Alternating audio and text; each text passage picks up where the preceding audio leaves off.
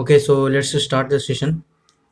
Let me start with a quote by John Wooden, which goes like, "Don't let what you can't do stop you from doing what you can do." A very warm good morning and heartily welcome to this webinar on quality control under good construction practices. Hope you and your loved ones are well and safe. Myself, Saurabh Kumar Sinha, Technical Head at Civil Engineering Society. We are honored to have Mr. Rameshwar Singh, Zonal Head Customer Technical Services at JK Cement Limited, and Mr. Prashant Kumar Singh, Assistant Manager Customer Technical Services at JK Cement Limited, as our speakers. I welcome our respected HOD Sir, Professor Dr. Balram Singh, Faculty in Charge Dr. Anish, all other faculty members, speakers, and students to this webinar. With the permission of our respected HOD Sir, I would like to request our speaker, Mr. Rameshwar Singh, and our co-speaker, Mr. Prashant Kumar Singh, to start this webinar. So, sir, please start the webinar.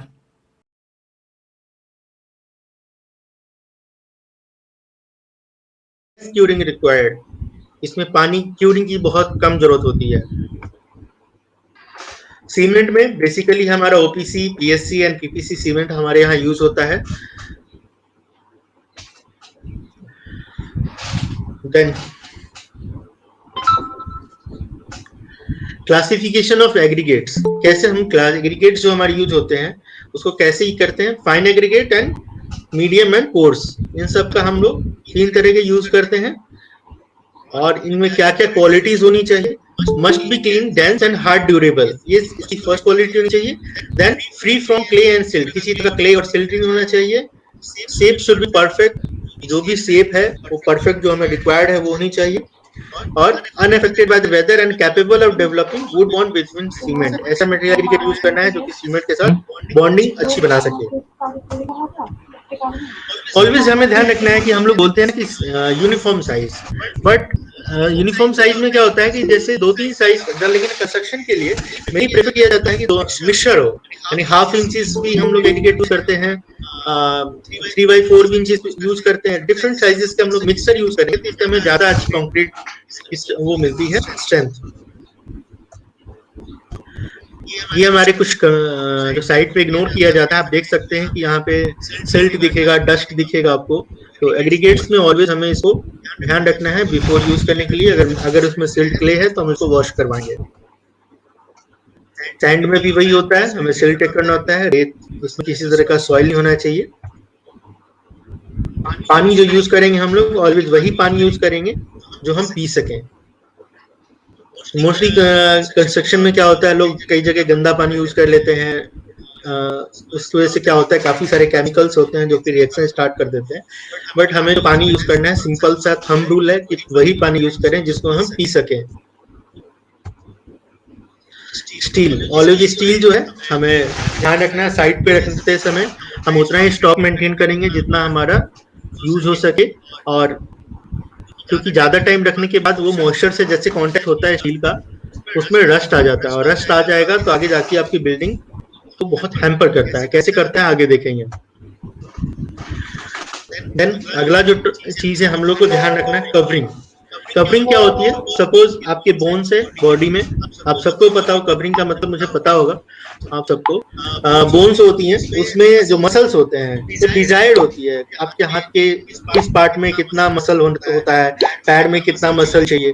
तो उसी according building में भी जो हमारा steel है वो एक bone है, उसको भी जितने डिजायर्ड होती है, जिस जगह पे जितनी मसल्स यानी जितनी कंक्रीट की जरूरत है, उसका ध्यान हमें रखना है। तो कहाँ पे कैसे होता है थोड़ा ध्यान रखेंगे हम लोग। स्लैब और छज्जा जो भी होता है 15 to 20 mm हम लोग यूज करते हैं। कॉलम में हम लोग 25 mm यूज करते हैं। रिइंफोर्समेंट में डिपेंड करता है 25 से 40, एंड फाउंडेशन वर्क में हम लोग 40 mm यूज करते हैं। और कवर ब्लॉक आजकल रेडीमेड भी आते हैं, और मेसन जो है खुद भी बना लेते हैं, गाँव वगैरह में ज्यादा बनाते हैं। आप देखेंगे आगे फोटो में, ये देखिए, ये आप देख रहे हैं, ये रेडीमेड नहीं है, ये जो मेसन ने है साइड पे ही बनाए हैं कवर ब्लॉक।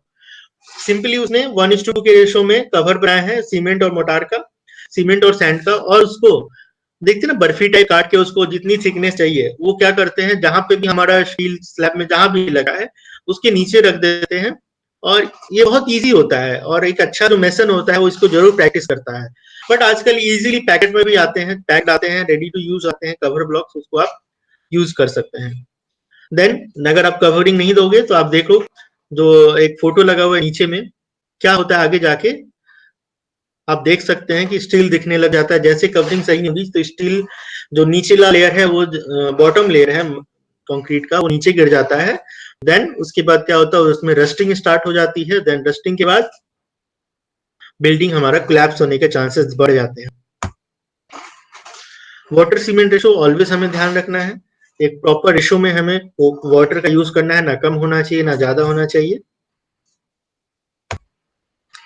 देन आगे हम देखते हैं कि इस वाटर का जो होता है क्या असर होता है अगर हमें पानी वाटर का हमने मिक्सचर सही से नहीं, वाटर रेशियो को मेंटेन नहीं किया, तो आगे जाके जो इनिशियल प्रॉब्लम होती है वो क्या होती है आप देख सकते हैं।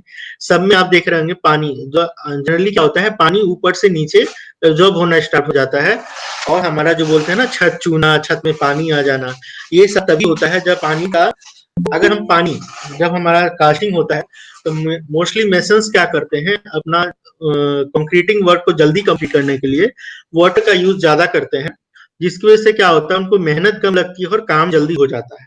ठीक है, बट पानी जैसे ही एक रेशो से ज्यादा होगा, उसके बाद क्या होता है, वो स्लैब में आप देखोगे कई जगह छत डलता है तो ऊपर में पानी दिखने लग जाता है, हाफ इंची से 1 इंची पानी दिखने लग जाता है सीमेंटियस। वो क्या होता है, वो बिल्कुल गलत है। उससे क्या होता है कि जैसे ही पानी ज्यादा होगा तो आपका जो पेस्ट बना, कंक्रीट बना, उसकी कंसिस्टेंसी खराब हो जाती है, और जो सीमेंट है, सैंड है और कंक्रीट है, तीनों अलग हो जाते हैं। और कई कई जगह पे क्या होगा, स्लैब में आप देखोगे अगर 4 इंचेस का स्लैब है तो from through bottom to top पूरा 4 इंचेस एक ही जगह पे हमारा सैंड आ जाता है। और जहां पे एक जगह सैंड इकट्ठा हो गया और छत पे अगर आपका जरा सा भी पानी जमा हुआ, वो सैंड क्या करता है, ऊपर टॉप लेवल से वाटर को एब्जॉर्ब करता है और नीचे बॉटम तक आ जाता है। तो उस समय हमें मोस्टली प्रॉब्लम्स आती हैं। मेसन्स क्या बोलते थे कि सीमेंट खराब है, बट सीमेंट खराब नहीं है, ये आपका बैड कंस्ट्रक्शन ऑफ प्रैक्टिस था, जिसका नतीजा वो कस्टमर आगे जाके थ्रू आउट फेस करेगा, उसको प्रॉब्लम होगी। तो ये सारी चीजें बीइंग एन सिविल इंजीनियर आपको साइड पे ध्यान रखना है कि पानी की मात्रा ऑलवेज सही हो। सिंपल सा थंब रूल है, उसको चेक किया जाता है। ग्रेड ऑफ कंक्रीट ये सब आपको पता होगा, M5, M7, M10, M15, M20, ये सारे रेशो हैं। देन स्लम टेस्ट भी आगे जाके करते हैं। वर्किबिलिटी क्या होती है, सिंपल सा टर्म है वर्किबिलिटी। वर्किबिलिटी क्या होती है, एज ये इंडिकेट कर रहा है खुद इटसेल्फ कि वर्किबिलिटी है हमारा ease of work, how easily हम उसको कंक्रीट को हम लोग ट्रांसपोर्ट कर सकते हैं और यूज कर सकते हैं साइट पे, तो उसको हम लोग ईज ऑफ वर्क को हम लोग वर्किबिलिटी बोलते हैं। इसके लिए हम लोग स्लम टेस्ट भी करते हैं, ये सब आपने प्रैक्टिकल किया भी होगा। अब तो हम लोगों को काफी टाइम हो गया ये सब चीजें किए हुए। जब कॉलेज में हम लोग करते थे, और साइट पे बहुत जो बड़े प्रोजेक्ट्स होते हैं वहां पे इसका यूज होता है। बट नॉर्मल एक घर जो बना रहा है, जो नॉर्मल एक IHB ओनर है, इंडिविजुअल हाउस ओनर है, वो तो स्लम टेस्ट नहीं करेगा। एक छोटा कॉन्ट्रैक्टर है वो तो स्लम टेस्ट नहीं लेके चलेगा। तो उसके लिए एक सिंपल सा एक टेस्ट होता है जो कि आप कभी भी साइट पे भी अपने यूज कर सकते हो। आगे बताता हूँ आपको। मेकिंग ऑफ कंक्रीट, कंक्रीट कैसे बनते हैं, 2 तरीके हमारे पास। बैचिंग जो होती है हमारी 2 तरीके होती है, वॉल्यूमेट्रिक बैचिंग और वेट बैचिंग। वॉल्यूमेट्रिक में क्या होता है कि जैसे मोस्टली जो इंडिया में प्रैक्टिस होता है,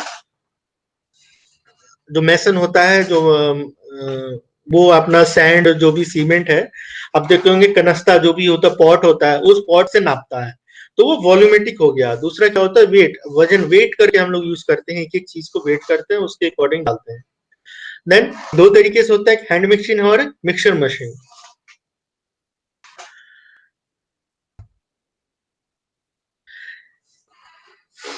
यस, मैं इस टेस्ट की बात कर रहा था। आप देखेंगे कि एक गोला आपका जो है हाथ से उछाला जा रहा है, उस जो राउंड किया हुआ है, हाईलाइट किया, आप उसको देखिए। इसको बोलते हैं गोला टेस्ट बोलते हैं, बाल विघटन टेस्ट बोलते हैं, बाल विघटन टेस्ट बोलते हैं। ये हर जगह पे अलग अलग इसका नाम है। बहुत ही परफेक्ट टेस्ट है, इसको आप इजीली कर लेते हैं।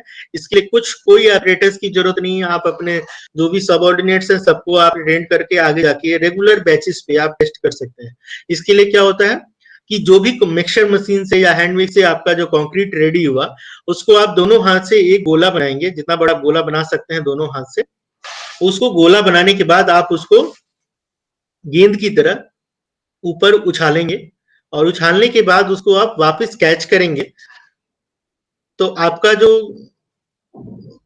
शेप है उस बॉल का कैसा आता है, उसके ऊपर आप पता कर सकते हैं कि आपका कंक्रीट कैसा बना है। पानी ज्यादा है, पानी कम है, एडेशन कम है। ये देखिए 15 सेंटीमीटर हाइट से गिरने के बाद जो एक पहला आपने देखा होगा नील क्वेश्चन बिल्कुल बिखर गया, उसमें पोजिशन नहीं है, यानी उसमें यानी पानी ज्यादा है या कम है। फिर पुअर क्वेश्चन है जिसमें आप देख सकते हैं कि इसमें भी सीन नहीं है। जो गुड है, गुड में क्या होता है, जैसा आपने गेंद उछाला था वैसा ही आपके हाथ में आना चाहिए। देन ओवर में क्या होता है, पानी ज्यादा होती है तो ओवर भी ठीक नहीं है। और कंक्रीट टेस्ट के लिए आपको भी पता है कंप्रेसिव स्ट्रेंथ लिख किया जाता है, ये सब आपने प्रैक्टिकल में भी किया होगा। और जो बड़े साइट्स होते हैं, जो बिग काफी सारे ब्रिजेस बनती हैं या मल्टी स्टोरी बिल्डिंग है, वहां पे रेगुलर कंक्रीट जो होती है, कंक्रीट टेस्टिंग की जाती है कंप्रेसिव स्ट्रेंथ से। देन कैसे बनाया जाता है making of concrete, fully manual होता है, सेमी मैकेनाइज्ड होता है और फुली मैकेनाइज्ड होता है। ये सारे जो तरीके हैं मिक्सिंग ऑफ कंक्रीट के यानी मेकिंग ऑफ कंक्रीट के, उसमें यूज होता है। आगे हम लोग देखते हैं, अगर हमारा जैसा कि आपने देखा कि अगर एक तो पहला इशू आता है कि पानी अगर कंक्रीट सही नहीं बना है, कवरिंग नहीं सही दिया हमने, तो पहला क्या होता है कि वाटर एब्जॉर्प्शन बढ़ जाता है, डैम्प आ जाता है। दूसरी चीज क्या है हमारे पास, जो भी देखिए आपने ये कॉलम्स देखिए बिल्कुल फट रहा है। क्यों फट रहा है? क्योंकि इसकी कवरिंग अच्छी नहीं हुई है। और दूसरी क्या प्रॉब्लम हो सकती है कि वाटर रेशो को हमने मेंटेन नहीं किया है, जिसकी वजह से ये कॉलम जो है हमारा इस तरीके से, जो हमारी बिल्डिंग है आरसीसी वर्क जो है डैमेज हुआ है। अगर ये गोला टेस्ट करके बनाए होते तो शायद ये ऐसा नहीं होता। फिर जो हमारी आरसीसी वर्क है उसकी क्यूरिंग कैसे करते हैं, क्यूरिंग कैसे की जाती है, उसकी कई सारे मेथड है। एक तो है पॉन्ड बना देना, मोस्टली इंडिया में यूज होता है हमारा, पॉन्ड बना देते हैं। आगे फोटो में देखेंगे पॉन्ड बनाना किसको बोलते हैं, छत के ऊपर आपने देखा भी होगा। फिर है स्प्रे करते हैं उसके उस पर, देन गनी बैग से उसको हम लोग कवर कर देते हैं। और एक होता है मेम्ब्रेन क्यूरिंग।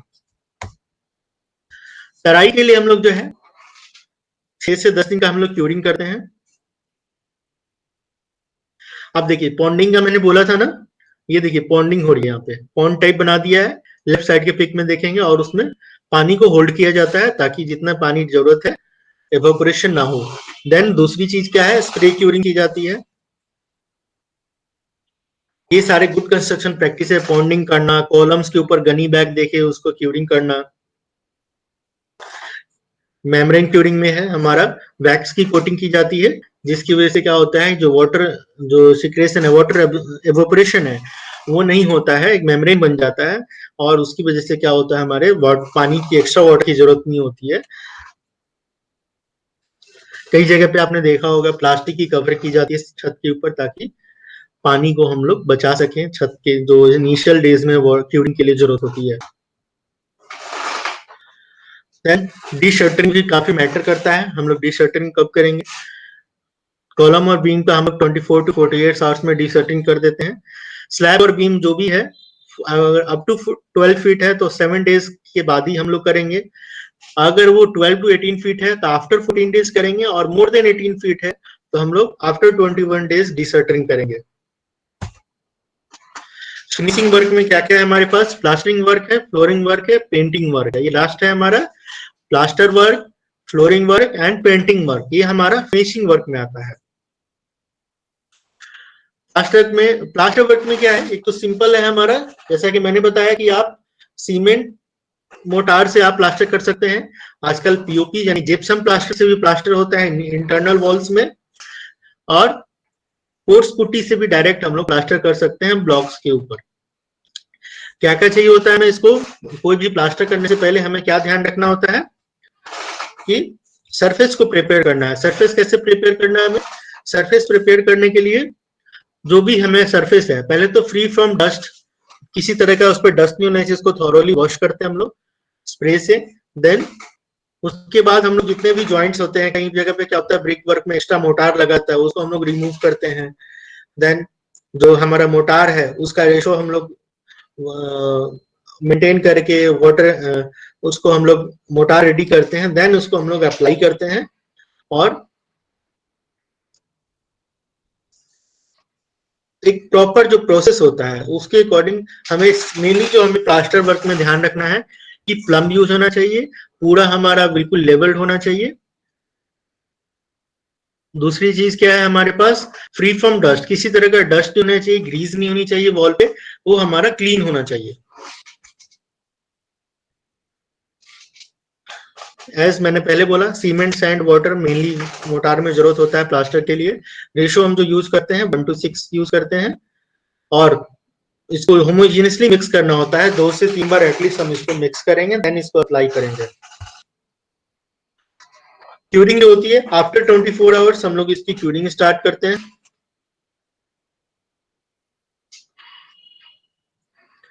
देन इसमें जो है आफ्टर 24 आवर्स के बाद हम क्यूरिंग स्टार्ट करते हैं और अप टू 7 डेज तक हम क्यूरिंग करते हैं, यानी 24 घंटे के बाद हम क्यूरिंग स्टार्ट करेंगे प्लास्टर वर्क का और 6 से 7 दिन तक हम लोग क्यूरिंग करते हैं। इसकी प्रोसेस सबको पता है रफली। पहले हम लोग क्या करते हैं, एप्लीकेशन में क्या करते हैं, मोटार को हम लोग उस पर पेस्टिंग करते हैं। देन सेकेंड लेयर में इसको हम टच नोवल से इसको स्मूथ करते हैं और लेवल करते हैं फ्रॉम बॉटम टू टॉप। और सॉरी, प्लास्टर वर्क जो होता है ऑलवेज टॉप टू बॉटम होता है। ब्रिक वर्क क्या होता है हमारा बॉटम टू टॉप, और हमारा जो ये प्लास्टर वर्क है टॉप टू बॉटम होता है। फ्लोरिंग, फ्लोरिंग में क्या क्या है, मेनली फ्लोरिंग क्या है हमारा सबको पता है, नाम इंडिकेट कर रहा है। फ्लोरिंग में क्या क्या टाइप होता है हमारे पास, कंक्रीट फ्लोरिंग होता है, टेरेजो फ्लोरिंग होता है, मार्बल फ्लोरिंग होती है, सिरामिक है, वुडन फ्लोरिंग।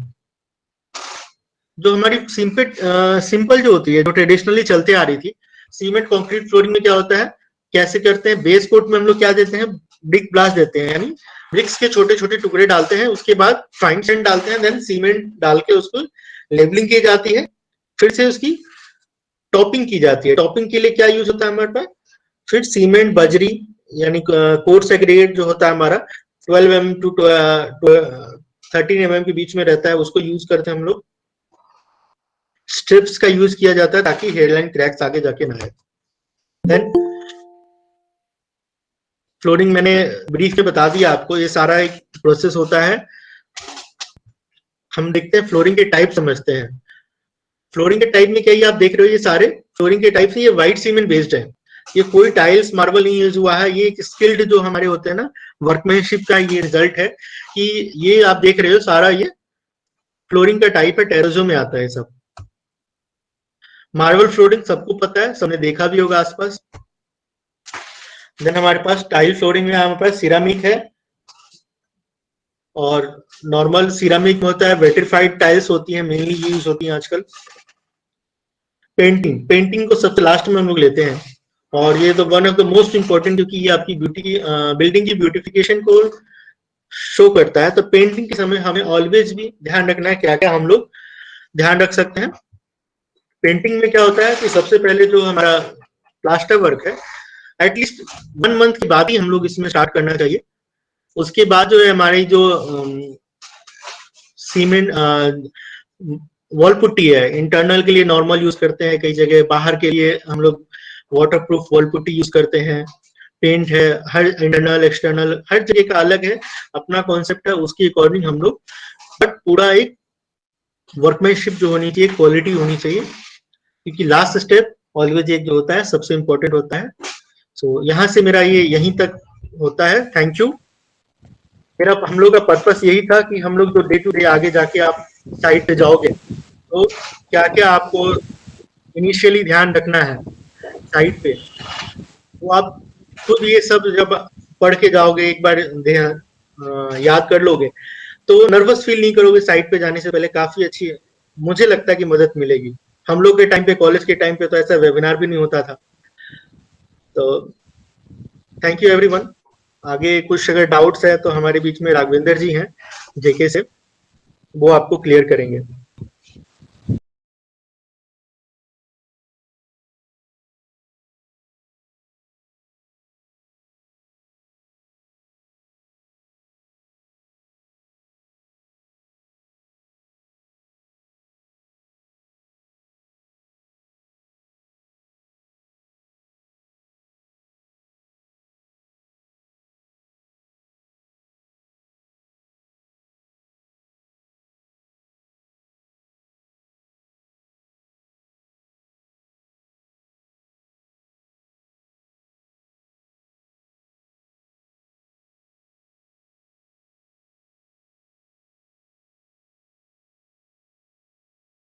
कंक्रीट का कॉम्पैक्शन प्रॉपर होना चाहिए, कवरिंग जो कि ऑलरेडी हम लोग स्लाइड में आप लोगों को पूरा स्लाइड में दिखाए हैं कि किस वर्क के लिए कितना कवरिंग है जो आईएस रेकमेंड करता है, तो उसके स्पेसिफिकेशन के अनुसार हम लोगों को कवर ब्लॉक प्रोवाइड करना है। तो ये मेन प्रिकॉशंस है। इसके बाद क्यूरिंग, हम लोग क्यूरिंग भी दिखाएं कि प्रॉपर क्यूरिंग होना चाहिए, क्योंकि कंक्रीट जो है उसमें जो हम सीमेंट यूज कर रहे हैं तो उसमें हम लोग बोलते हैं कि जितना कम पानी डालेंगे उतनी अच्छी वो मजबूत होगी। दूसरी चीज उसमें ये भी ध्यान रखना, इट शुड बी वर्केबल, मतलब वो काम करने के लायक होना चाहिए, प्लेसिंग प्रॉपर होनी चाहिए, फिनिशिंग अच्छी होनी चाहिए। और उसमें सबसे बड़ी चीज ध्यान में रखना है कि जितना पानी हम उसमें डाल रहे हैं उसका लॉस नहीं होना चाहिए, उसी की भरपाई के लिए हम लोग क्यूरिंग करते हैं। तो ये सबसे इम्पोर्टेंट फैक्टर है कि बाकी चीज हम ध्यान में रखते हुए कर रहे हैं, मगर क्यूरिंग में यदि हम चूक करेंगे तो वो कहीं ना कहीं क्रैक्स को लीड करेगा, क्योंकि इवेपोरेशन फास्ट होगा तो वो क्रैक्स। बहुत आदमी के दिमाग में ये भी रहता है सर गर्मी के समय जनरली ऐसा होता है। देखिए टेम्परेचर वेरिएशन होगा तो मॉइस्चर लॉस होगा जनरली।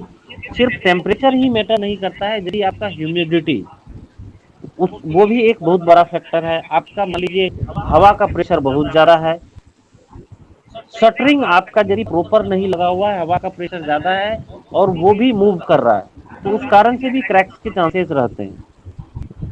तो ये सारे फैक्टर को ध्यान में रखते हुए सभी चीज को एज पर आईएस और एक क्वालिटी नॉर्म से यदि हम काम करें तो ये जितने भी रेमेडीज हैं जो कि बाद में हम लोगों को देखने को मिलता है, वो सारी समस्याएं आपको नहीं मिलेगी। Thank you very much, sir. Thank you, sir. So students, any other question?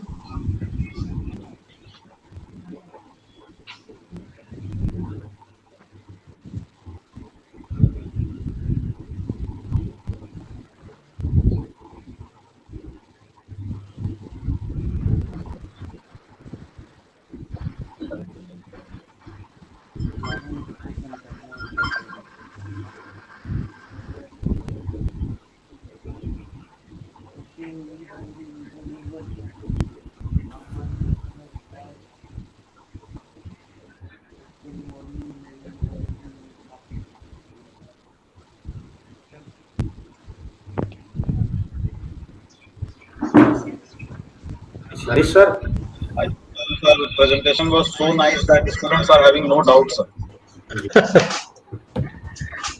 So, really, the presentation was very nice, sir. So, I will request now Vivashwan to conclude the session.